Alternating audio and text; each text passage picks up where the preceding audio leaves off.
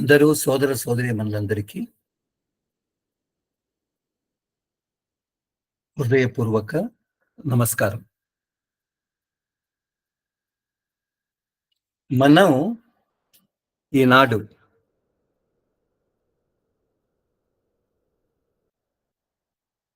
Spiritual anatomy book reading English to Telugu 24వ సెషన్లో ఉన్నాం.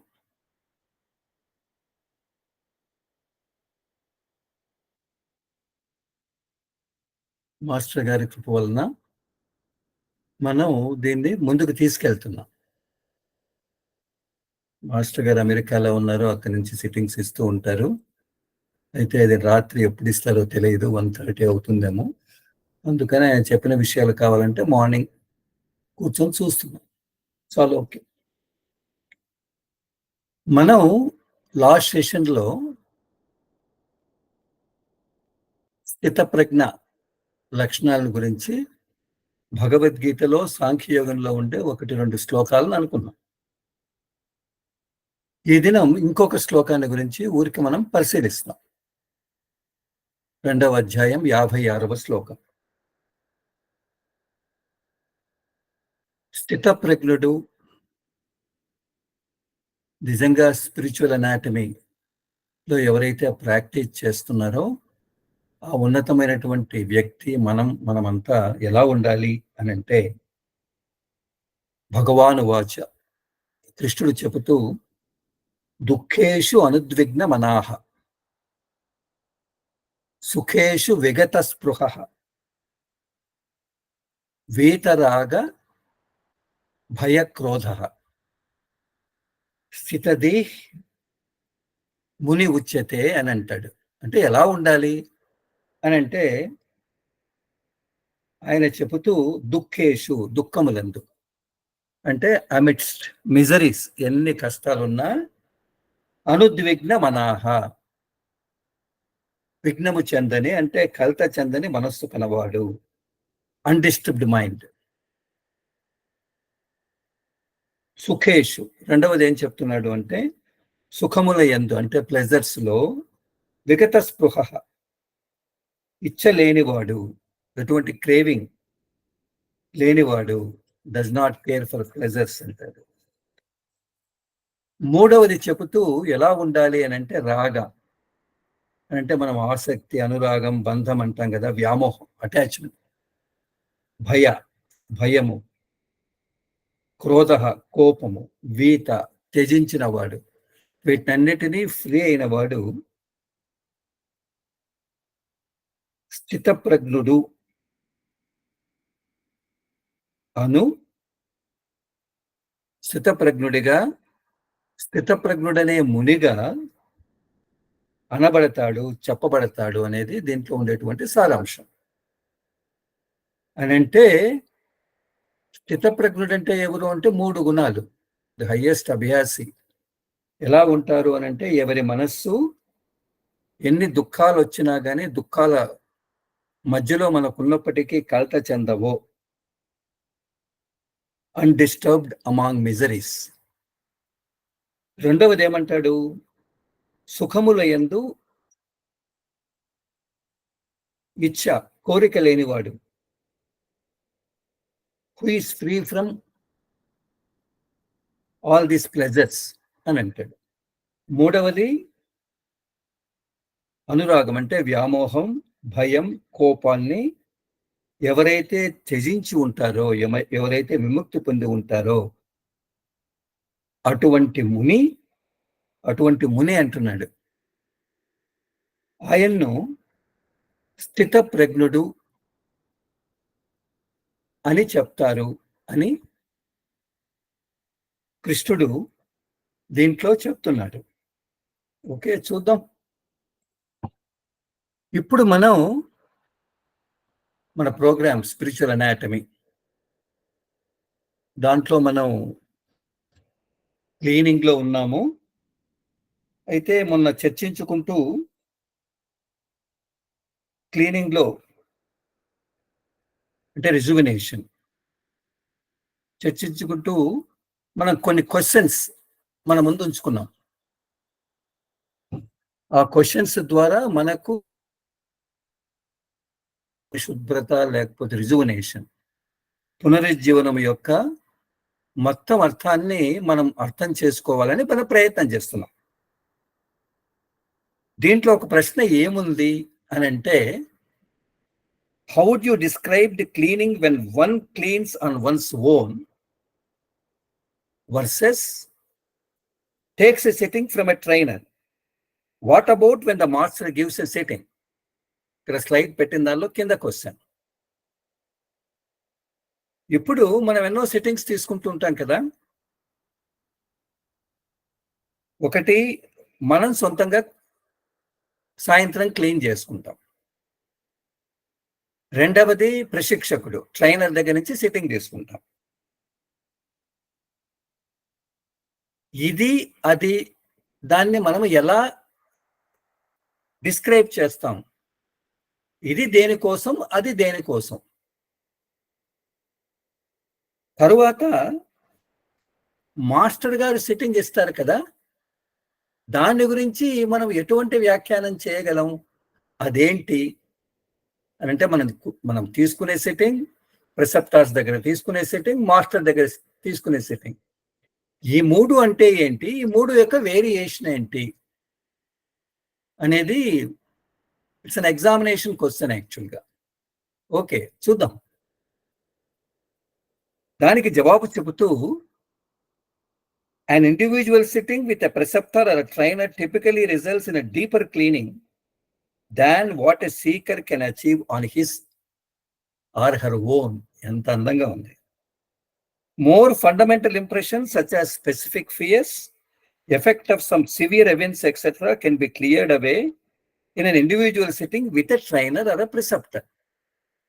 సో మనం కూర్చొని చేసే సాయంత్రపు క్లీనింగ్, ప్రిసెప్టర్ దగ్గర తీసుకునే సిట్టింగ్కు ఏం వేరియేషన్ అని అంటాడంటే,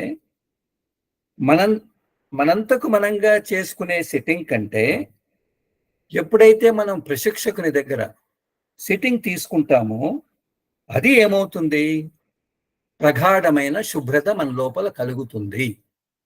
డీపర్ క్లీనింగ్ అంటున్నాడు. ఆయన దగ్గర సిట్టింగ్ తీసుకుంటే చివరికి మన లోపల ఏమవుతుందంటే, ప్రగాఢమైన డీపర్ క్లీనింగ్ మన లోపల జరుగుతుంది. అంటే ఏంటి? చాలా ప్రాథమికమైనటువంటి సంస్కారాలు ఉంటాయి కదా. కొన్ని భయాలు ఉండొచ్చు, లేకపోతే కొన్ని సంఘటనలు మన లోపల పీడిస్తూ ఉండొచ్చు. ఇవన్నీ కూడా ఎప్పుడైతే ప్రిసెప్టర్ దగ్గర పోయి క్లీన్ చేసుకుంటే ఇవన్నీ కూడా క్లియర్ అవుతాయి. మామూలుగా మనం చేసే క్లీనింగ్ కంటే ప్రిసెప్టర్ క్లీనింగ్ దీనికంటే ఎఫెక్టివ్గా ఉంటుంది. ఎందుకంటే ప్రాణాహుతి మాస్టర్ నుంచి ప్రసరిస్తుంది, ఆయన సంకల్ప బలాన్ని జోడిస్తాడు. కాబట్టి ఇది చాలా ప్రగాఢంగా ఉంటుంది. ఎన్నో ప్రత్యేకమైనటువంటి ఏదైతే మనకు అడ్డంకులు ఉన్నాయో అవన్నీ క్లియర్ అయితే వస్తాయి అనేది మనమందరం నోట్ చేసుకుని సిట్టింగ్స్ తీసుకోవాలి. అసలు మనం ఫస్ట్ సిట్టింగ్స్ అంటే దేనికోసం?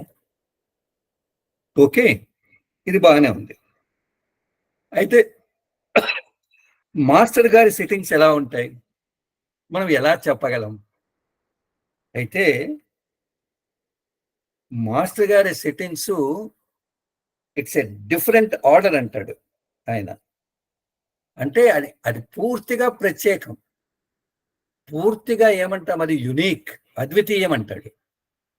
ఎందుకు అని అంటే, దాని లోపల మాస్టర్ గారు ఇచ్చే సిట్టింగ్స్, మనము బండారకు పోయి సిట్టింగ్స్ తీసుకుంటాం కదా, అది దాని యొక్క డెప్త్ మన లోపలికి వెళ్ళి, అంతరాంతరాలకు వెళ్ళి, ఒక లోపలికి డెప్తే కాదంటున్నాడు, బ్రెడ్త్ అంటున్నాడు.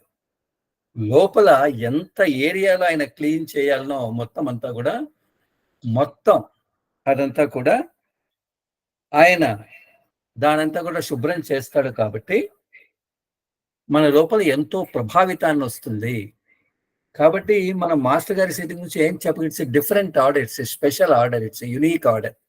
అంటే అంత గొప్పగా ఉంటాయి, మనకు తెలియకుండానే మన లోపలికి జొచ్చుకొని పోయి అంతరాంతరాలకి మన లోపల మార్పు కలిగిస్తారు అనేది దీంట్లో ఉండే జవాబు. ఓకే. Next brother. నెక్స్ట్ ఏంటి అనంటే ఇంకొక question. Next brother. Next slide. What is the difference between cleaning by the heartfulness way and by undergoing bhoga which is also means to clean? అంతే కదా. క్వశ్చన్ ఎంత బాగుంది అని అంటే, ఎప్పుడో ఒక తూరు మన లోపల భోగం జరగాల్సిందే కదా. అంటే ఆటోమేటిక్ అది సంస్కారాలను బట్టి అది శుభ్రం అవుతా పోతుంది ప్రకృతి. ఓకే. సో భోగ అనేది కూడా మన లోపల జరిగే శుభ్రతే. మనం హార్ట్ఫుల్నెస్ వేలో క్లీన్ చేస్తాం. ఒక పక్క భోగ, ఇంకొకటి హార్ట్ఫుల్నెస్ వేలో చేసే క్లీనింగ్. ఈ రెండింటి మధ్య డిఫరెన్స్ ఏంటి? ఈ రెండింటి మధ్య వ్యత్యాసం ఏంటి అనే క్వశ్చన్. అంటే ప్రశ్నలు ఎంత గాఢంగా ప్రగాఢంగా ఉన్నాయి. ఎందుకు మాస్టర్ ప్రిసెప్టర్స్ ను చాలా, అంటే ప్రిసెప్టర్స్ కానీ అభ్యాసులు కానీ మనం ఎంత ఇంటెన్సివ్ గా తయారు కావాలనేది చూపిస్తుంది. ఓకే. ఓకే. దీనికి ఆన్సర్ ఏంటి అని అంటే, yes, both the methods are meant to clean. However, the heartfulness way of cleaning overcomes some of the inherent practical limitations of the bhoga way of cleaning. అంటే ఆయన చెబుతూ, అట్లా భోగం అనండి, అది కూడా శుభ్రతకు సంబంధించిందే, మనల్ని క్లీన్ చేసేదే, సంస్కారాలు క్లియర్ చేసేదే కదా. అదేవిధంగా మన హార్ట్ఫుల్నెస్ వేలో మనం క్లీన్ చేసుకుంటాం కదా. సాయంత్రం ప్రశిక్షకులు మాస్టర్ గారు చేసే క్లీనింగ్స్ ఉన్నాయి కదా, ఇవన్నీ కూడా క్లీనింగ్ కు సంబంధించింది. అయితే మన హెచ్ఎఫ్ఎన్ క్లీనింగ్ కు భోగాకు డిఫరెన్స్ ఏంటి అని అంటే, భోగాలో కొన్ని పరిమితులు ఉంటాయి. హెచ్ఎఫ్ఎన్ క్లీనింగ్ లో ఎటువంటి పరిమితులు లేవు. ఎందుకంటే భోగాలో కొన్ని ప్రాక్టికల్, అంటే ఆచరణాత్మకంగా కొన్ని లిమిటేషన్స్ ఉంటాయి. కానీ హార్ట్ఫుల్నెస్ లో అటువంటి లిమిటేషన్ లేదు అని అంటున్నాడు. ఇది ఎలా అనేది మనం చూద్దాం. Bhoga typically cleans one impression at a time, but the artfulness way of cleaning can clean away impressions in bulk. In bulk అంటున్నాడు. మన భోగాలో దానికి ఏం అవసరం లేదు, అదేదో సంఘటనలు జరుగుతూ ఉంటాయి ఇవన్నీ. అయితే భోగాలో ఏం జరుగుతుంది? భోగము అనేది సంస్కారాలు క్లియర్ కావడం కదా. దానిలో ఏమవుతుంది అని అంటే, ఒక తూరి ఒక ఇంప్రెషన్ మాత్రమే క్లియర్ అవుతుందట, ఒక సంస్కారం మాత్రమే క్లియర్ అవుతుంది. అయితే మన హార్ట్ఫుల్నెస్ వే ఆఫ్ క్లీనింగ్ లో బల్క్, అంటే ఇన్నిన్ని ఇన్నిన్ని సంచులు సంచులు అంటామో, ఇంకా మూటలు మూటలు అంటామో, అవన్నీ కూడా అలా అలా అవి ఎన్నో సంస్కారాలు వెళ్ళిపోతాయి అనేది ఒక వేరియేషన్. రెండవది చెప్తున్నాడు, typically in the process of undergoing bhoga, the seeker acquires new impressions by reacting to the circumstance of bhoga. చాలా important. It is like taking 2 steps forward and 2 to 3 steps backwards. So it can be an endless process. Whereas heartfulness way of cleaning removes impressions at the subconscious level without specific focus or awareness of which impressions is going away. It is one way street. ఎంత గొప్పగా చెప్తాడు ఆయన. ఆయన ఏమంటాడంటే, భోగాలో ఏమవుతుంది? సాధకుడు అంటే మనం ఒక ఇంప్రెషన్ క్లీన్ అయింది అనుకో, బాగానే ఉంది. అయితే ఏదైతే క్లీన్ అయిందో భోగాల, మనము దాని మీద క్లీన్ అనేది మనకు తెలియకుండా దాని మీద మనసు పెట్టామనుకో, రియాక్ట్ అయ్యామనుకో, ఏమవుతుంది అని అంటే, మళ్ళా సంస్కారాలు తెచ్చుకుంటాడు, కొత్త సంస్కారాలు తెచ్చుకుంటాడు అని అంటే ఆయన చెబుతూ 2 అడుగులు ముందుకెళ్తాము భోగాలో, 3 అడుగులు వెనక్కి వస్తాం. ఒకటి క్లీన్ అయింది అంటే మనం ఇంకొకటి మనం యాడ్ చేసుకుంటాం. అర్థమవుతుంది అనుకుంటాను. ఎందుకు అంటే ఎప్పుడైతే క్లీన్ అవుతూ ఉందో, ఒక సంఘటన జరిగి వెళ్తూ ఉందని అనుకున్నప్పుడు మనం ఏం చేస్తాము, మనం మళ్ళా దాని మీదనే మనసు పెడతాం. అంతే కదా అని అంటే అర్థం ఏంటి, భోగాలో భగవంతుడు ఒక సంఘటన క్రియేట్ చేస్తాడు, నువ్వు ముందుగా ఏమో చేసి ఉండొచ్చు, సో ఎవరో వస్తారు మన మీద ఇంకొక మాదిరి ఏదో ఇంకొక విధంగా మనల్ని చూస్తారు అంటే మన లోపల నుంచి ఒక సంస్కారం వెళ్తూ ఉంది నువ్వు ఊరకుంటే. అయితే మనం ఏం చేస్తాం, మళ్ళా దాంట్లో చేయి పెడతాం, వాడిని ఏమో అంటాం, అయిపోయింది పరిస్థితి. కాబట్టి భోగ అనేది ఒక 2 అడుగులు ముందుకెళ్తాం, 3 అడుగులు వెనక్కి వస్తాం అంటున్నాడు. కాబట్టి భోగ అనేది ఇంకా నిరంతరంగా ఒక చక్రం అది జరుగుతూనే ఉంది, పోతూ ఉంటాయి వస్తూ ఉంటాయి, పోతూ ఉంటాయి. It's an endless process. అయితే హార్ట్ఫుల్నెస్ వేలో ఎక్కడ క్లీనింగ్ జరుగుతుంది, సబ్ కాన్షియస్, అంతఃచేతన. అంతఃచేతన, కాన్షియస్, సబ్ కాన్షియస్, అంతఃచేతనలో పని జరుగుతుంది. కాబట్టి అక్కడ సంస్కారాలు అలా వెళ్ళిపోతూ ఉంటాయి. అరే ఇదా అదా ఇదా అదే అనేటువంటి దాని మీద మనకు ఫోకస్ ఏముండదు. అవి ఆటోమేటిక్గా వెళ్తూ ఉంటాయి. కాబట్టి అది 1 వే స్ట్రీట్. అంటే ఒకసారి వెళ్ళిపోయాయంటే ఇంక వెళ్ళిపోయినట్టే లెక్క అనేది రెండవ డిఫరెన్స్. కాబట్టి భోగాకు హెచ్ఎఫ్ఎన్ క్లీనింగ్కు డిఫరెన్స్ ఏంటి అని అంటున్నా అంటే 2. ఒకటి, దానికి లిమిటేషన్స్ ఉన్నాయి. భోగాలో ఒక తూరు ఒకటే క్లీన్ చేయొచ్చు, కానీ హార్ట్ఫుల్నెస్ వేలో మూటలు మూటలు వెళ్ళిపోవచ్చు అని అంటున్నాడు. రెండవది, ఒక తూరి భోగా జరిగినప్పుడు మనము రియాక్ట్ అవుతాం, దాని మీద ప్రతికూలతను చూపిస్తాం. ఇది ఎందుకు నాలో జరుగుతూ ఉంది, ఎందుకు అతను ఆ విధంగా బిహేవ్ చేస్తాడు అంటే ఒకటి పోయి 2 తెచ్చుకుంటాం. కానీ హార్ట్ఫుల్నెస్ వే క్లీనింగ్లో అలా కాదు, అది లోపల జరుగుతాయి కాబట్టి మనకు అర్థం కాదు. మన అంతఃచేతనలో క్లీనింగ్ జరుగుతుంది.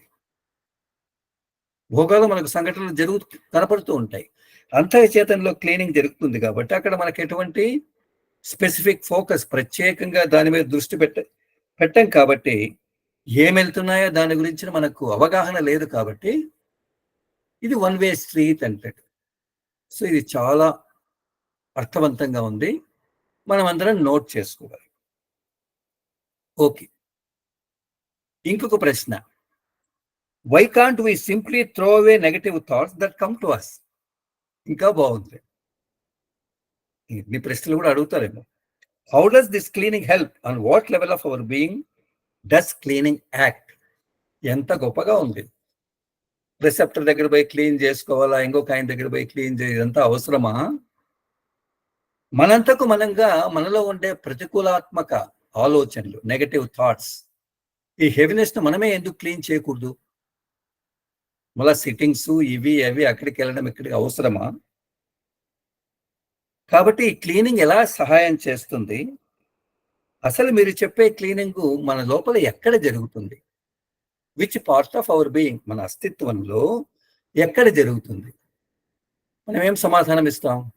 ఎంతోమంది కొత్త వాళ్ళంతా అడుగుతూ ఉంటారు కదా, హెచ్ఎఫ్ఎన్ సెషన్స్ వెళ్తాం, కొత్త అభ్యాసులు వస్తూ ఉంటారు. ఎక్కడ సార్ మీ దగ్గరికి ఎందుకు రావాలి అని అడిగే వాళ్ళు కూడా ఉంటారు. దానికి సమాధానం మాస్టర్ గారు ఎంత గొప్పగా, ఆ మాస్టర్ బుక్స్ నుంచి ఎలా గొప్పగా ఆయన చెప్తారు అని అంటే మనం నిజంగా చాలా, our negative thoughts stem from impression that we carry in our subconscious mind. బాగా అర్థం చేసుకోండి, flow with the flow. So they cannot be dealt with conscious thinking. The action of cleaning needs to happen at the deeper layers of our subconscious system. Hence the criticality of the cleaning. అబ్బో ఎంత గొప్పగా చెప్తాడు ఆయన. ఏమంటాడంటే కూర్చొని clean చేసుకోవచ్చు, ఇది వెళ్ళిపోతుంది అని. అంటే మామూలుగా చేసేది కాన్షియస్ లెవెల్లో, అంటే మనకు తెలిసినటువంటి ఆలోచన, ఆ కాన్షియస్, ఆ చైతన్య స్థితిలో చేసుకోవచ్చేమో కొన్ని. అయితే అయితే అయితే మన సంస్కారాలంతా ఎక్కడ స్టోర్ అయి ఉంటాయి? అసలు ఆ సంస్కారాలు ఎక్కడి నుంచి బయటకొస్తాయి? ఎంత గొప్పగా చెప్తున్నాడు. ఎక్కడి నుంచి బయటకొస్తాయి? అసలు కాన్షియస్‌కి రావాలి అనంటే, మనకు కొన్ని తెలుస్తాయి, కొన్ని తెలియదు, కొన్ని తెలుస్తాయంటే ఎక్కడి నుంచొస్తాయి? They stem from subconscious mind. మన అంతఃచేతన నుంచి. తెలిసిన చేతన గాదు, మన అంతఃచేతన నుంచి అవి బయటకొస్తాయి. కాబట్టి మన లోపలికెళ్ళి క్లీన్ చేయాలి అనంటే, ఊరికే ఇది వెళ్ళిపోతుందంటే సాధ్యమా? కాదు కదా! కాబట్టి హార్ట్‌ఫుల్‌నెస్ వేలో మనం చేసే ఈ శుభ్రత, రిజువనేషన్ ప్రాసెస్ అనేది మన లోపల ప్రగాఢమైనటువంటి పొరల్లోకెళ్ళి, లోపలికెళ్ళి క్లీన్ చేస్తుంది. అనంటే చేసే క్లీనింగ్ ఎక్కడ జరుగుతుంది? మన లోపల జరుగుతుంది అంటున్నారు. అందుకే బాపూజీ ఎంతోమంది ప్రశ్నిస్తూ ఉంటారు. నా లోపల ఏం జరుగుతుందో నాకు అర్థం కాలేదు. కరెక్ట్, అర్థం కాదు. ఎందుకు అంటే అది లోపల జరుగుతుంది. లోపల గదా! ఎంతో లోపల జరుగుతుంది. ఆ లోపల నుంచి మన లోపల మార్పు మనకు చేతనకు రావాలి, కాన్షియస్ మైండ్‌కి రావాలి అంటే టైం పడుతుంది కదా! అప్పుడు మన యొక్క ఆలోచనలలో, మన యొక్క ఏం చేస్తాం, మనం చేసే ఆచార వ్యవహారాల్లో మార్పు కనపడుతుంది. కొందరికి ఇమ్మీడియేట్‌గా తెలియచ్చు. కానీ అది మన అంతఃచేతనలో జరుగుతాయి కాబట్టి అంతే గదా! కాబట్టి అవి మనకు బయటికి తెలియాలంటే చాలా టైం తీసుకుంటుంది కాబట్టి, ఈ క్లీనింగ్ అనేది మన సూక్ష్మమైనటువంటి కారణతత్వంలో జరుగుతుంది కాబట్టి, మనం అది ఎలా అనంటే ఓన్లీ హార్ట్‌ఫుల్‌నెస్ వే. మనం చేసే క్లీనింగ్‌కే సాధ్యం. కాబట్టి ఆయన అడిగిన క్వెషన్ ఏంటి? మనం ఎందుకు అలా సింపుల్‌గా అలా తోసేయొచ్చు కదా! అసలు ఈ క్లీనింగ్ ఎందుకు? ఎలా ఇది హెల్ప్ చేస్తుంది అనంటే, జవాబు ఏంటి అంటే, మనం అలా అనేది అలా క్లీన్ చేసుకునేది పైన కనపడే ఆలోచనలు, కనపడేదాన్ని. కానీ అంతఃచేతనలో ఉండేటువంటి ఇంప్రెషన్స్‌ని క్లీన్ చేయాలంటే తప్పకుండా మనం హార్ట్‌ఫుల్‌నెస్ వే ఆఫ్ క్లీనింగ్ మనం చెయ్యాలి అనేది ఇక్కడ చెప్తున్నాడు. Okay. Next brother, last in cleaning. Yeah! So ఇది పాయింట్ బి క్లీనింగ్. అందరికీ తెలుసు. ఎందుకు అంటే పాయింట్ బి క్లీనింగ్ ఎక్కడ చేసుకోవాలి? ఎప్పుడు చేసుకోవాలి? అనేది. ఇది ఎందుకోసం అంటే టు రిలీజ్ లోవర్ టెండెన్సీస్. మనలో ఉంటే అధమ ఎంత గొప్పగా చెప్తాడు బాబూజీ. లోవర్ అధమమైన ప్రవృత్తులను మనం క్లీన్ చేసుకోవడం. The point B is where the vibrations that are connected with passion settle in our system. ఇది మనం నిదానంగా మనం తెలుసుకోవచ్చు. ఫస్ట్ మనకి ఎక్కడి నుంచి ఎక్కడికి వస్తాయి మొత్తం అంతా అంటే ఎంట్రీ పాయింట్ సి అన్నాం. అయితే దాంట్లో కామానికి సంబంధించి, ప్యాషన్, కోరికలకు సంబంధించి ఆ స్పందనలంతా ఎక్కడ సెటిల్ అవుతాయి అంటే బి పాయింట్‌లో సెటిల్ అవుతాయి అనేది మనం తెలుసుకున్నాం. అంతవరకు బి బిందువులో సెటిల్ అవుతాయి. సో బి బిందువును మనం క్లీన్ చేయాలి కదా! Daily practice. Clean point B for 5-7 minutes. 5-7 నిమిషాలు మనం ఉదయం ధ్యానానికి ముందు, ప్రేయర్‌కి ముందు మనం క్లీన్ చేస్తాం. ఓకే. ఈ మధ్య జరిగిన ఒక విచిత్ర సంఘటన ఏంటి అనంటే, ఎవరో మన అభ్యాసి ఒకాయన ప్రిసెప్టర్ దానికి అప్లై చేశారు. నా పేరిచ్చారు. బానే ఉంది. సో ఫస్ట్ స్కాన్ చేస్తారు కదా! ఫస్ట్ ఒకరు మాట్లాడతారు యాక్చువల్‌గా. ఎవరైతే అప్లై చేశారో ఆయన. మాట్లాడితే ఆ అబ్బాయిని అడిగారట.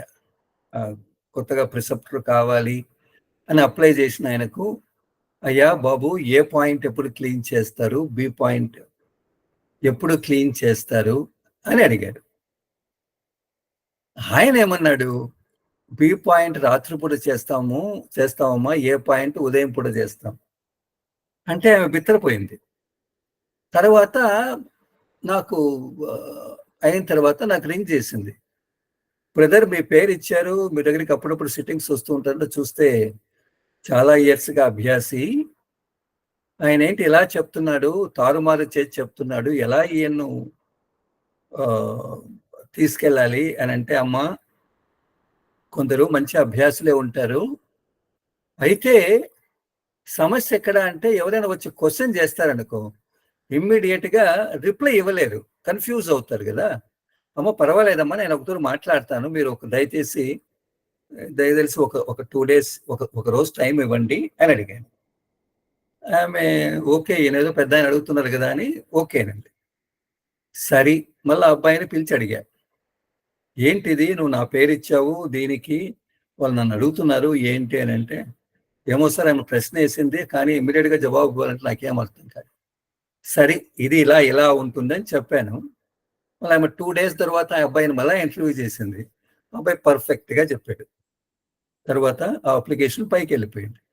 పర్ఫెక్ట్‌గా బి పాయింట్ అనేది ఉదయం పూట చేస్తాము. ఏ పాయింట్ అనేది నైట్ చేస్తాము. ఇదంతా ఎందుకు చెప్తున్నా అంటే కనీసం మనకు ఈ క్వెషన్స్ ఈ ప్రిసెప్టర్ రాసే వాళ్ళు ఏమో క్వెషన్స్ అడుగుతూ ఉంటారు. జాగ్రత్తగా సమాధానం. లేకపోతే ఓకే. అలా చెప్తానండి అని చెప్పడం మంచిది. ఓకే. సరే. ఈ పాయింట్ బి క్లీనింగ్ ఎక్కడుంటుంది? Okay.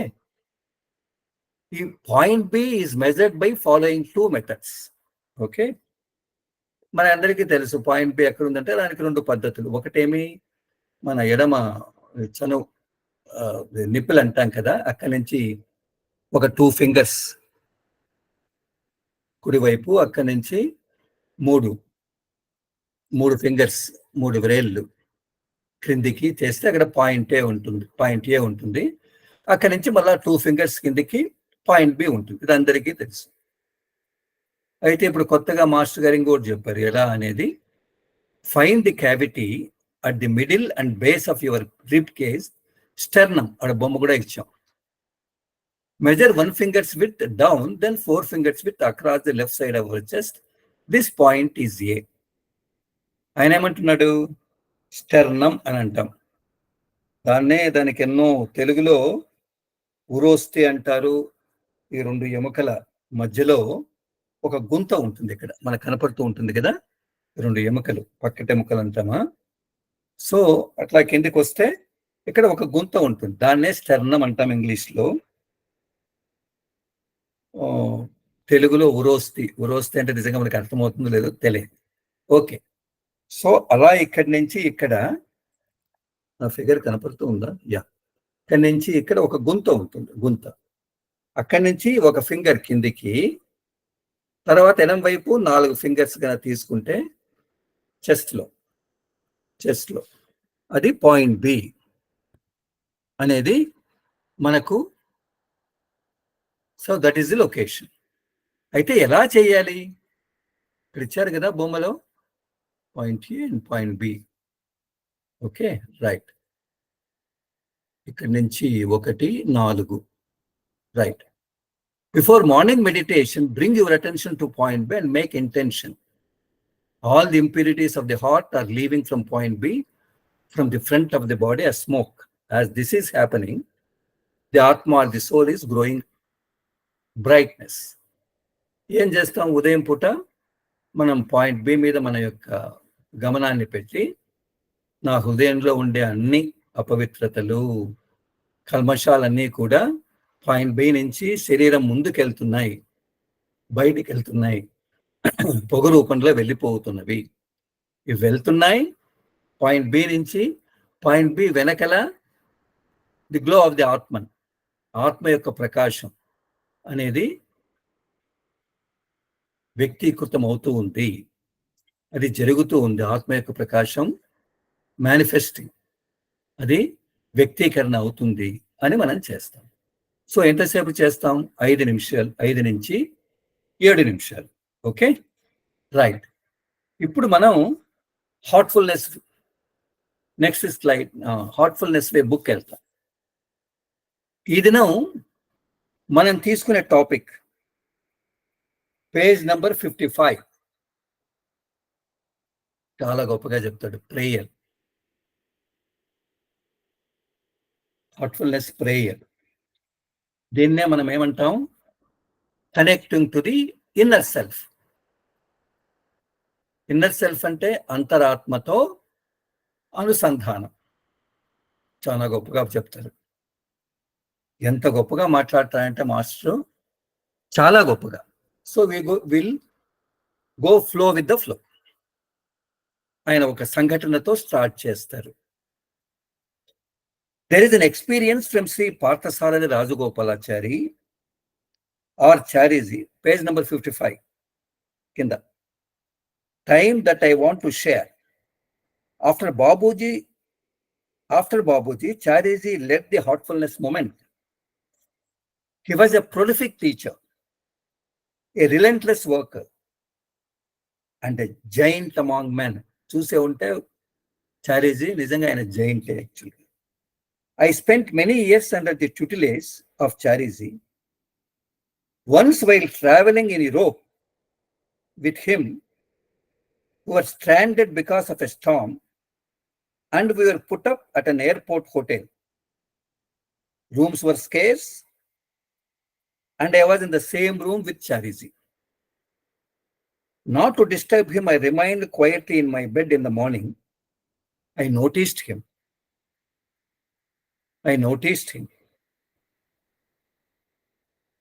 Sitting on the corner of the bed with eyes closed, and he seemed to be melting away into thin air. Underline this. He seems to be melting away in thin air. Suddenly, the atmosphere in the room changed. It was vibrating with a very special energy. ఎంత బ్యూటిఫుల్గా చెప్తుంది. ఈ ప్రార్థన తర్వాత మన లోపల ఉండే అంతరాత్మతో అనుసంధానం అంటే, దాజీ గారికి, ప్రియతమ దాజీ గారికి ఒక ఉదాహరణ జ్ఞాపకం వస్తుంది. చారీజీ పార్థసారథి రాజగోపాలాచారితో ఆయనతో జరిగినటువంటి సంఘటన ఈయన చెప్పదలుచుకున్నాడు. మనకు తెలుసు, బాబూజీ తర్వాత చారీజీ ఈ హార్ట్ఫుల్నెస్ ఉద్యమాన్ని నేతృత్వం చేశాడు, ముందుకు తీసుకెళ్ళాడు. ఆయన ప్రొలిఫిక్ టీచర్ అంటాడు. ఎంత మెరుగైన, ఎంత శ్రేష్టమైనటువంటి టీచర్ అంటే ఉపాధ్యాయుడు అనుకుంటాం, లేకపోతే గురువు. ఓకే, తర్వాత రిలెంట్లెస్ వర్కర్, నిరంతరాయంగా సంస్థ కోసం కష్టపడిన ఆయన. తర్వాత జైంట్ అమాంగ్ మెన్, మనుషుల్లో ఆయన మహాత్ముడు. తన గురువుగారిని గురించి ఆయన అంత గొప్పగా చెప్పుకుంటున్నారు చూడండి. నేను ఆ చారీజీ గారి సంరక్షణలో ఆయన కింద ఎన్నో ఏండ్లు సాధన చేశాను, ఎన్నో ఏండ్లు నేను గడిపాను. ఒక తూరి ఏమైంది, చారీజీ, దాజీ ఇద్దరు యూరోప్ టూర్లో ఉన్నారు. సో చారీజీతో పాటు దాజీ గారు కూడా ప్రయాణం చేస్తూ ఉన్నారు. ఏదో తుఫాన్ వచ్చింది. ఓకే, వీళ్ళు ఆ తుఫాన్లో చిక్కుకుని పోయారు. కాబట్టి అక్కడ ఏం చేశారు వాళ్ళు, ఎయిర్పోర్ట్ వాళ్ళు, ఆ ఎయిర్పోర్ట్లో ఒక హోటల్లో వీళ్ళకి బస ఇచ్చారు, అంటే ఉండేదానికి. అయితే రూములు చాలా తక్కువ ఉన్నాయి కాబట్టి ఇద్దరు ఒకే రూమ్లో స్టే చేయాల్సి వచ్చింది. సరే, పెద్ద ఆయనతో పాటు నేనున్నాను. సో మాస్టర్ ఆయన బెడ్ మీద ఆయన ఉంటే, ఈయన కూడా ఇంకొక బెడ్లో ఏమీ డిస్టర్బ్ చేయకుండా కూర్చున్నాడట బెడ్ మీద, పరుపు మీద. అలా చూశాడు తన చారీజీ ఎలా ఉన్నాడు అని. చూస్తే ఈయనకు ఒక అద్భుత దృశ్యం. చారీజీ కళ్ళు మూసుకున్నారు. ఆయన పూర్తిగా కరిగిపోతున్నట్టుగా, గాలిలోకి పూర్తిగా కరిగిపోయి, నిజంగా ఆయన ఆకారమే లేదా? లేకపోతే అస్తిత్వమే లేదా? అనే విధంగా ఆయన దూది పింజ మాదిరి తయారైనట్టుగా ఆయన కనపడుతుంది. ఎప్పుడైతే అలా అవుతూ ఉందో, ఆ రూమ్‌లో ఉండేటువంటి వాతావరణం అంతా కూడా పూర్తిగా మారిపోయింది. అదేంటో ఈయనకు గూడా దాని యొక్క తాకిడి అనంటే, ఆ వాతావరణం అనేది ఒక ప్రత్యేకమైనటువంటి స్పెషల్ ఎనర్జీ అంటాడు. విశేషమైన శక్తి ఆ వాతావరణం అంతా ప్రకంపనలతో వైబ్రేటింగ్ అంటాడు. స్పందిస్తూ ఉంది అనేది ఈయన సూక్ష్మగ్రాహి కాబట్టి తెలుసుకున్నాడు. ఏందో జరుగుతూ ఉంది. ఏంటో జరిగింది. ఈయన కళ్ళు మూసుకున్నాడు. కళ్ళు మూసుకుంటే మొత్తం ఆయన చూస్తూ ఉంటే పూర్తిగా కరిగిపోతున్నట్టు అనిపిస్తున్నాడు. చుట్టూ రూమ్ వాతావరణం అంతా మారిపోయింది. మొత్తం అంతా ఒక ప్రత్యేక శక్తితో నింపబడి ఉంది. మొత్తం అంతా కూడా ఆ స్పందనలతో స్పందిస్తూ ఉంది అనేది అర్థమైంది. When he was done, I asked, master, what were you doing? It was so special, it was unique. I have never seen anything like this with my eyes open. సరే, కొద్దిసేపటికో మాస్టర్ గారు అంటే చారి గారు కళ్ళు తెరిచిన తర్వాత దాసి అడిగారు, మాస్టర్ మీరు ఏం చేస్తున్నారు? ఇదేదో పెద్ద స్పెషల్గా ఎంతో విశేషంగా నాకు కనపడుతూ ఉంది. ఈజ్ యునిక్, అద్వితీయంగా ఉంది, ఏదో స్పెషల్గా ఉంది.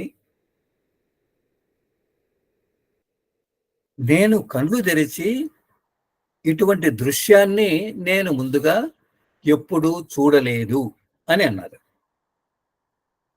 ఓ, ఐ వాస్ ప్రేయింగ్, రిప్లైడ్ చారీజీ. చారీజీ ఏమన్నారు? ఓహో అలానా, నేను ప్రార్థన చేసుకుంటున్నాను, ప్రార్థన చేశాను అని అన్నారు. మనకేమర్థమవుతుంది? మనకు ఇది వింటూనే మనకు ఎటువంటి లెర్నింగ్ తెలుసుకోవడం జరుగుతూ ఉంది. What did I learn from this experience? Chariji was there but not there. ఎంత బ్యూటిఫుల్ గా రాస్తారు. He had totally submitted. Next, brother, next slide. Dissolved himself in thin air. We should offer prayer like that. We should offer prayer like that. We should offer prayer like that. అని అంటే దీ అనుభవం నుంచి నేను ఏమి నేర్చుకున్నాను అని అంటే, ఒకటేంటి, చూస్తున్నాను చారీజీ గారు కూర్చున్నారు, కళ్ళు మూసుకున్నారు, తర్వాత లేరు, ఉన్నారు, లేరు. ఎంత తమాషగా ఉంది. Chariji was there but not there. ఉన్నారు, లేరు. అంటే అర్థం ఏంటి? ఆయన సంపూర్ణంగా తన్ను తాను పూర్తిగా సమర్పించుకున్నారు. దేనితో? టు ది హయ్యర్ సెల్ఫ్, తన అంతరాత్మతో, తనలో ఉండే మాస్టర్తో. తరువాత ఆయన ఎలా కనపడ్డారు అంటే, గాలిలో పూర్తిగా డిజాల్వ్డ్, కరిగిపోయినట్టుగా కనపడ్డారు. ఆ విధంగా మనం ప్రేయర్ చేయాలి. మన యొక్క ప్రార్థన should offer prayer like that. ఖచ్చితంగా అలా ఉండాలి.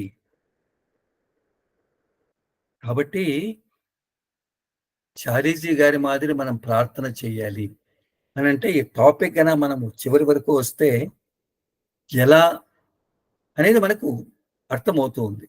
ప్రేయర్ గురించి మనందరికీ తెలుసు. ప్రతి ఒక్కరు ఉపన్యాసాలు ఇస్తాం మనమంతా కూడా. కానీ ఎక్కడో మిస్సింగ్ లింక్ ఉంది,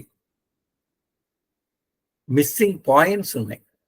అందుకే మనం మొత్తం దీన్ని విశ్లేషించి చదువుకుంటున్నాం. కాబట్టి ఆయన చెబుతూ we should offer prayer in such a way that we are totally submitted, dissolved our selfs in thin air. First point. మన ప్రార్థన మనం ఎలా ఇవ్వాలి అని అంటే, మనము సంపూర్ణంగా సబ్మిటెడ్, మనము సంపూర్ణంగా దానికి సమర్పించుకోవాలి ఆయనకు. పూర్తిగా మన లోపల మనం పూర్తిగా లీనం కావాలి. ఎలా? మనమే లేం అనే విధంగా మన యొక్క ప్రార్థన ఉండాలి అని అంటున్నాడు. ఓకే, చూద్దాం ఏం చెప్తారు. Prayer is a state of being. ఎంత గొప్పగా చెప్తారు. ఇది నిజంగా అన్ని అండర్లైన్ చేసుకోవాల్సింది. A song that hums in the humble heart, the words of any prayer but a bridge to lead you into a state of interiorization. Underline. In this state, one is carried on the waves of love into the depths of the heart, into a union with the higher self. Wording చాలా బాగుంటుంది. ప్రార్థన అనేది ఏ state of being, మన అస్తిత్వంలో ఒక దశ, మన అస్తిత్వంలో మన అనుభూతి చెందేటటువంటి ఒక ప్రముఖమైనటువంటి దశ. అది ఎలా ఉంటుంది అని అంటే, a song that comes in the humble heart. మన లోపల ఆ వినమ్రత వచ్చింటుంది కాబట్టి, ఆ వినమ్రత హృదయంలో ఒక పాట ఎలా అయితే దానికి హమ్మింగ్ అంటే, మనము దానికి అప్పుడు బాత్రూంలో హమ్మింగ్ చేస్తూ ఉంటాం కదా, జుంకారం అంటామా? యా, పాట తెలిసినా తెలియకపోయినా ఒక హమ్మింగ్ స్టేట్, మనము దాని పాటను, ఆ జుంకారం, ఆ శబ్దం అనే. కాబట్టి ఆయన చెబుతూ, మన వినమ్ర హృదయంలో ఆ హమ్మింగ్ సౌండ్, జుంకార నాదం అంటాం కదా, జరిగేటటువంటి జుంకార నాదాన్ని ఇచ్చేటువంటి ఒక పాట. నిజంగా చెప్పాలి అని అంటే, ప్రార్థన అనేది ఒక బ్రిడ్జ్ అంటే ఏమంటాం? సేతువు అంటాం కదా, సేతువు, బ్రిడ్జ్, ఆనకట్ట అంటామా? ఓకే, అది ప్రార్థన యొక్క పదాలు. ప్రతి పదం మనము అండర్లైన్ చేసుకోవాలి. మనం ప్రార్థన యొక్క పదాలు పలికాము అని అంటే అర్థం ఏంటి? అవి మనల్ని ఇప్పుడుండే స్థితి నుంచి అంతర్ముఖానికి, ఇంటీరియరైజేషన్, అంతర్ముఖానికి తీసుకుని పోయే ఒక ఆనకట్ట, ఒక సేతు మాదిరి పనిచేస్తుంది. మనలో పనిచేస్తుందా? చూద్దాం. ఈ స్థితిలో అభ్యాస యొక్క దశ ఎలా ఉంటుంది అని చెబుతూ, మన లోపల ప్రేమ అనే అలలు, మన హృదయం లోపల అలలు ఉంటాయట. అలల తాకిడి, ప్రేమ అలలతో మనం పూర్తిగా మునిగిపోయి ఉంటాము అని అంటున్నాడు. ఓకే, తరువాత మనలో ఉండే ఆ ఉన్నతాత్మతో మనము ఏకత్వం అయి ఉంటాము. ఇది అందరికీ అనుభవమే ఉంటుంది.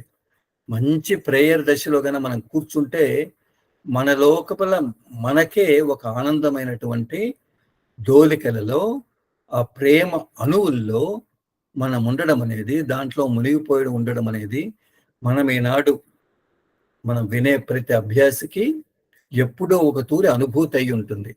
అయితే మాస్టర్ చెబుతూ, ప్రార్థన అనేది అలా ఉండాలి. ఎలా ఉండాలి? అలా ఉండాలి. మా పిల్లలకు ఎలా ఉండాలి, అలా ఉండాలి అంటే, ఈ అలా అనేది వాళ్ళు చూసి తమాషా చేస్తూ ఉంటారు. అలా ఉండాలంటే ఎలా అని అంటే, ప్రార్థన అనేది నిజంగా చెప్పాలంటే మన అస్తిత్వం. బీయింగ్ అంటే మనం మన లోపల ఉండే మన తత్వంలో ఒక దశ. అది మన వినంబ హృదయంలో జరిగేటటువంటి ఒక హమ్మింగ్ సాంగ్ అంటాడు. అంటే మన లోపల మనకు తెలియకుండానే ఒక పాట పాట ఒక జుంకార నాదం మన లోపల ఉంటుంది. ఎప్పుడైతే ప్రార్థన యొక్క పదాలు మనం పలికాము అని అంటే అది నిజంగా మనల్ని అంతర్ముఖ దశకు తీసుకెళ్తుంది. నిజంగా చెప్పాలి అనంటే ఎవరైతే ప్రార్థన చేస్తారో అతని లోపల ప్రేమ అనేటువంటి అలలు హృదయపు ప్రగాఢ అంచులకు తీసుకెళ్ళి తరువాత ఉన్నతాత్మతో ఏకత్వం చేస్తుంది. Are we getting this? ఆలోచిద్దాం. We pray for it. ఆయన ఇంకా చెబుతూ ఏం చెప్తారు అంటే, అసలు ఆ ముందు పేరా నుంచి నెక్స్ట్ పేరాకి వెళ్ళాలి అంటేనే హృదయం ద్రవిస్తూ ఉంది. ప్రేయర్ అనేది ఇలా ఉంటుందా అనేది. ఓకే, చూద్దాం.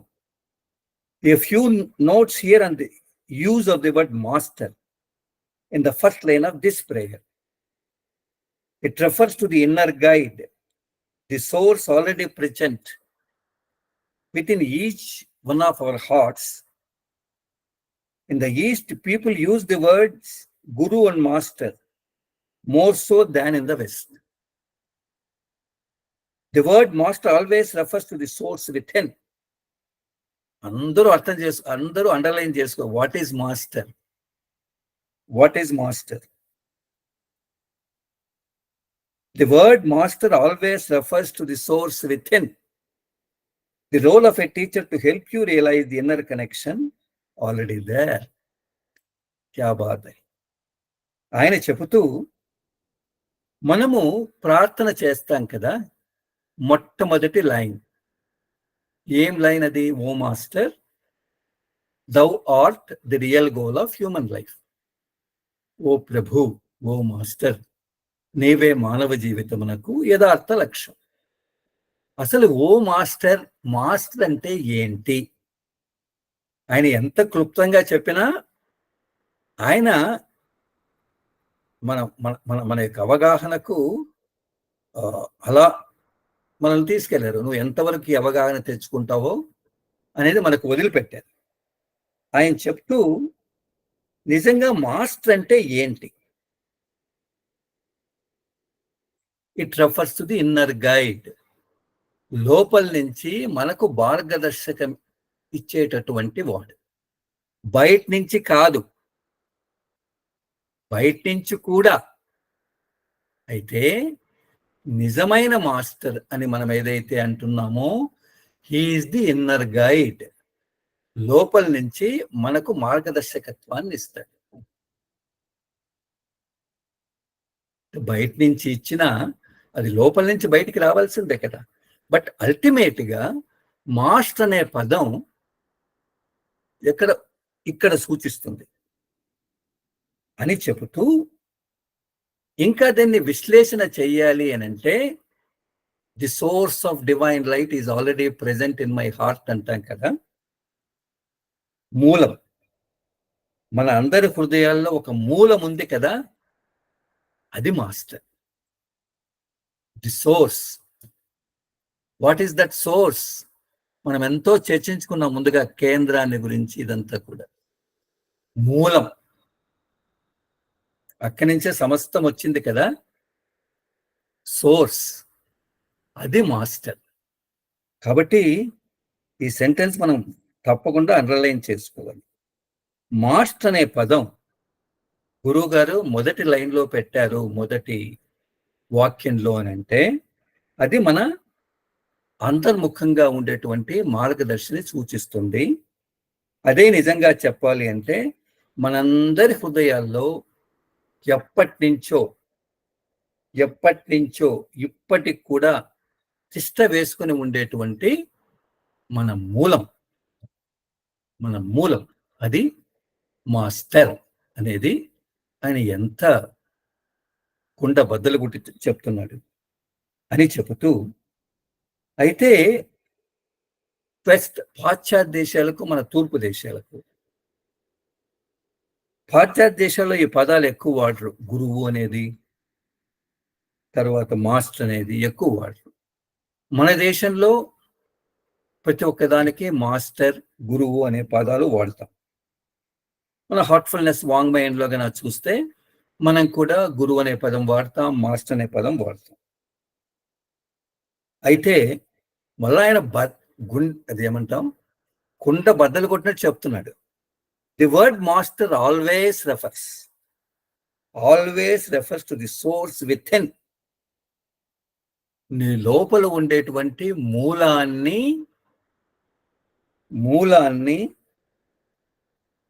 మూలాన్ని సూచించేది ఎప్పుడు కూడా అదే మాస్టర్.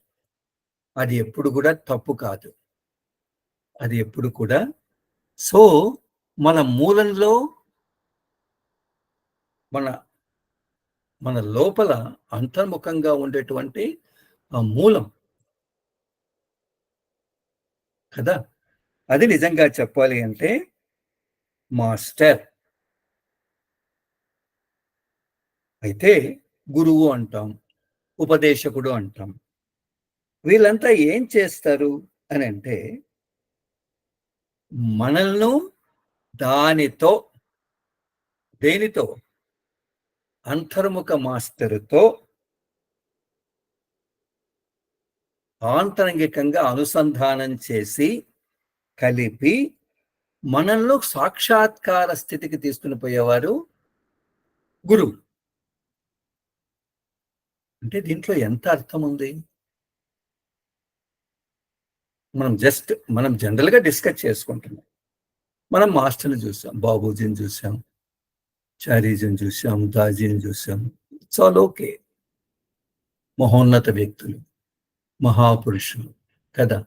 అయితే ఎవరైతే బాహ్యంగా చూస్తున్నామో వారిలో ఉండేటువంటి అంతర్నిహిత తత్వం అనేది మనలో రిఫ్లెక్ట్ కావాలి కదా. ఇక్కడ లోపల ఆయన బయట ఎంత ఉంటే ఏం ఉపయోగం? అందుకే దర్శన్ అనే టాపిక్లో, వద్దులేదు, చాలా పెద్ద టాపిక్, చారీజీ రాస్తాడు. బాబూజీని అందరూ చూస్తారు, జంతువులు చూస్తాయి, ఆవులు చూస్తాయి, ఎనుములు చూస్తాయి, సింహాలు చూస్తాయి, మిగతా అన్నీ చూస్తాయి, పక్షులు చూస్తాయి, మనం చూస్తాం. అయితే ఇవి చూస్తూనే ఏం మార్పు వస్తుంది? దానికంతా కూడా మనం కూడా చూస్తానే మార్పు వస్తుందా? ఎంతో గొప్పగా రాస్తాడు.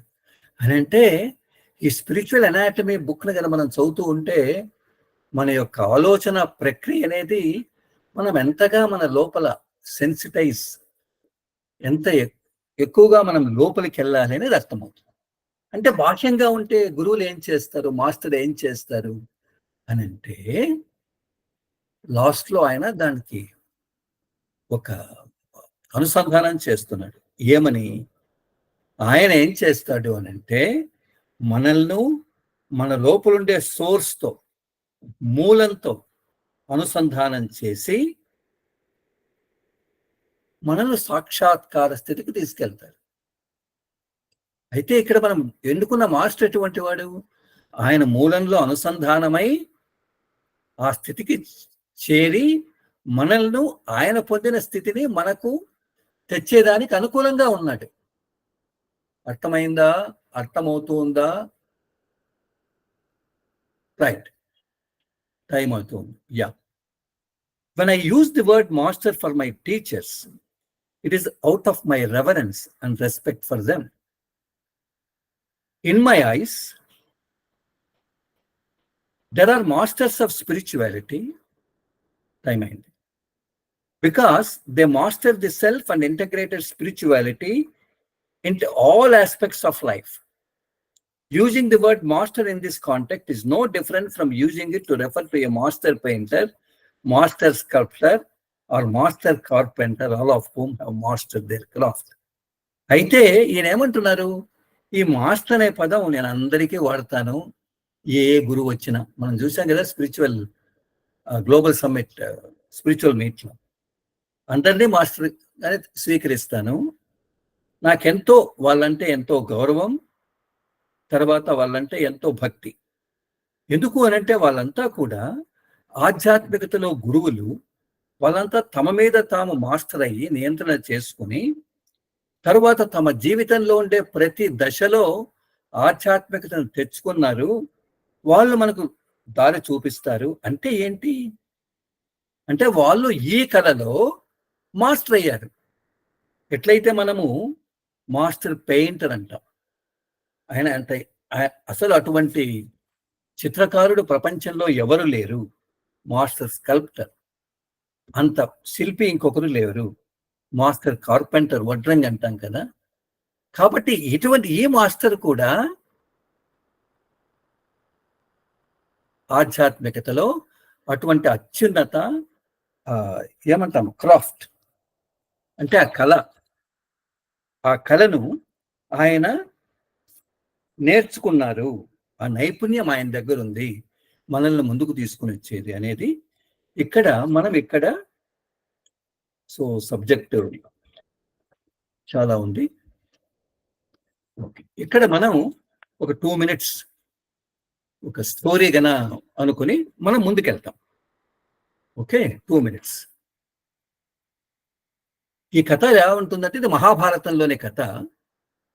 అసలు భక్తి, శ్రద్ధ, విశ్వాసం, దివ్య మాస్టరీ యందు మనం పెట్టాము అంటే వాళ్ళు ఎలా రక్షిస్తారో అనేది మనం ఇక్కడ చూస్తాం. ఈ కథ కూడా కొంచెం ఓకే. Krishna and sparrow. కృష్ణుడు, పిచ్చుక. ఓకే. కురుక్షేత్ర సంగ్రామం స్టార్ట్ అయింది. అన్ని ఈ పక్క ఆ పక్క ఈ సైన్యాలంతా కూడా గొప్పగా ఎంతో కొన్ని వందల లక్షల మంది అక్షౌహిణులు అంటాం కదా, వాళ్ళంతా వచ్చారు. దాంతో పాటు అశ్విక దళం, గజ ఇవన్నీ వచ్చాయి. అయితే వీళ్ళంతా ఉండాలి, తిరగాలి, యుద్ధం చేయాలి అని అంటే ఒక ల్యాండ్ కావాలి కదా, అదే కురుక్షేత్రం. కాబట్టి అక్కడంతా కూడా వాళ్ళకి అన్ని ఏర్పాట్లు వాళ్ళు సులభంగా తిరిగేదానికి ఏర్పాటు చేయాలి. సో ఎవరెక్కడ ఉండాలి? ప్రత్యర్థులంతా కూడా ఎవరు ఏ శిబిరాల్లో ఉండాలనేది డిసైడ్ చేశారు.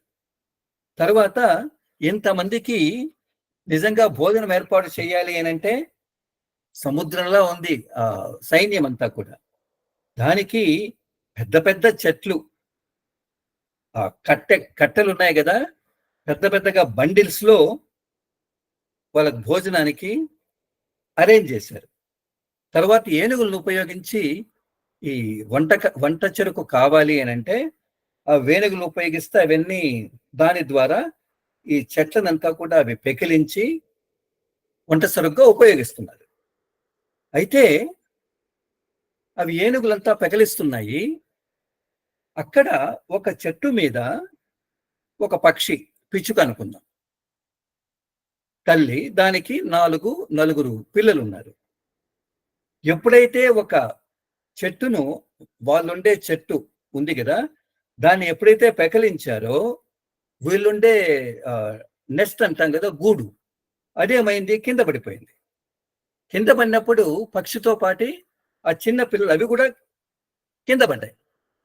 దానికంత శక్తి లేదు ఆ చిన్న పిల్లలకు, అవి ఎగరలేవు.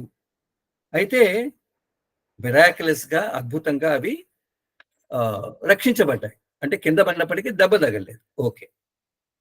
ఇదంతా చూస్తూ ఉంది తల్లి పిచ్చుక. భయపడింది.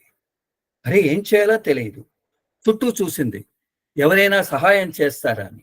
అప్పుడు కృష్ణుడు కనపడ్డాడు, అర్జునుడు కనపడ్డాడు. వాళ్ళు ఏం చేస్తున్నారు అని అంటే ఆ కురుక్షేత్రాన్నంతా తిరుగుతూ అసలు మొత్తము ఆ భూమి అంతా కూడా యుద్ధానికి అనుకూలంగా చదువులు కరెక్ట్ గా చేస్తున్నారా అని చూస్తున్నారు.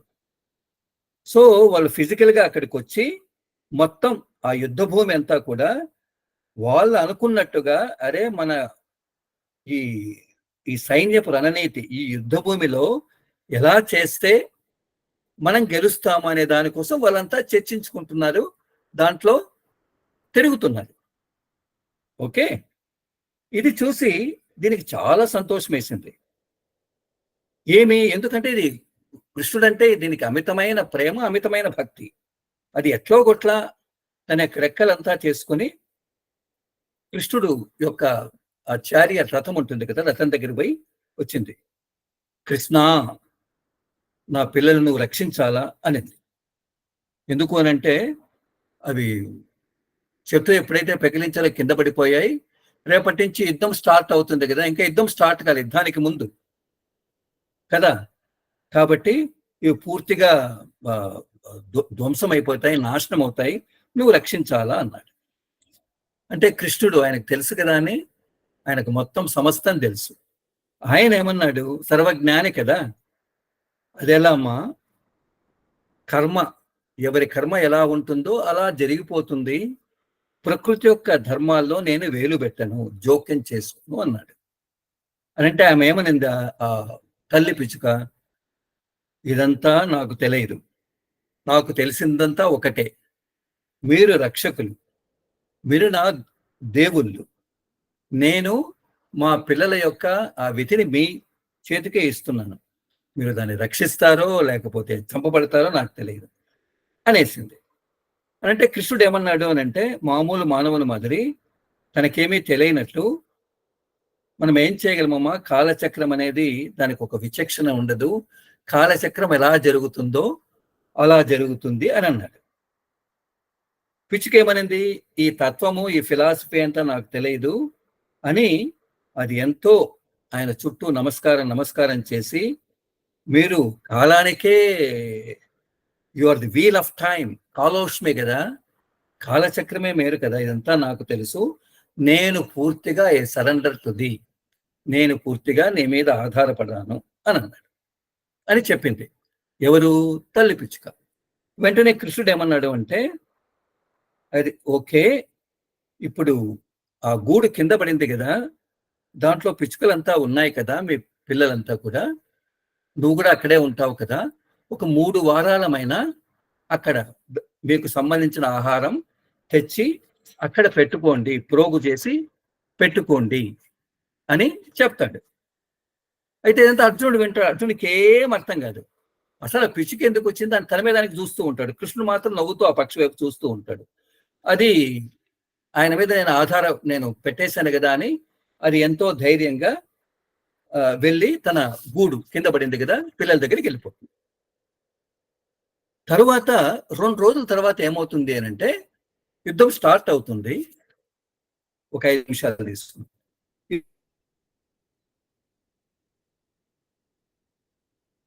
యుద్ధం స్టార్ట్ అవుతుంది. అందరూ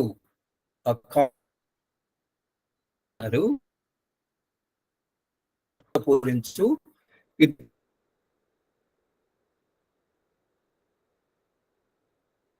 యుద్ధం స్టార్ట్ అవుతుంది కదా అని అన్నాడు.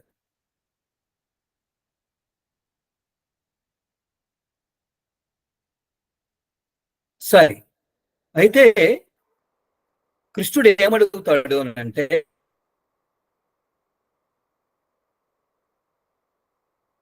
అర్జునుడిని, నీ దగ్గరుండే విల్లు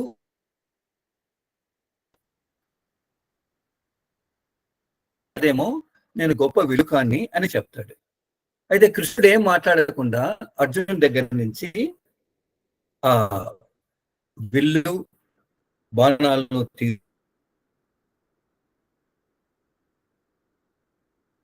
తీసుకుని అక్కడ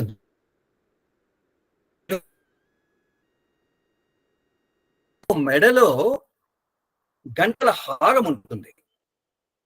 గంటలు ఉంటాయి కదా, శబ్దాలు ఇచ్చే,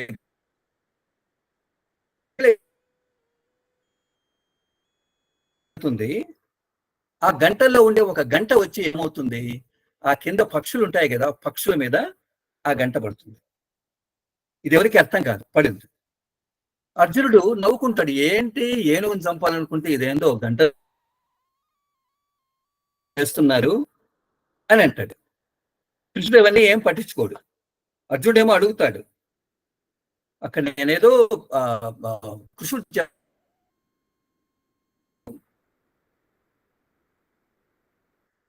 అది చెట్టును అనవసరంగా అది కిందికి పెకిలించింది, దాని వలన ఆ పక్షి పిల్లలంతా బాధపడుతున్నాయి కదా అని అంటాడు. అందుకే నువ్వు కొట్టింది అంటే అందుకే నేను కొట్టాను అని అంటాడు. అంటే ఏ పక్షి ఏ పిల్లల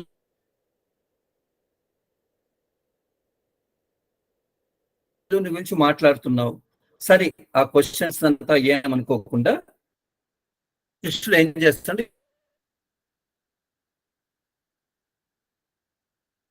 యుద్ధానికి వెళ్దాం.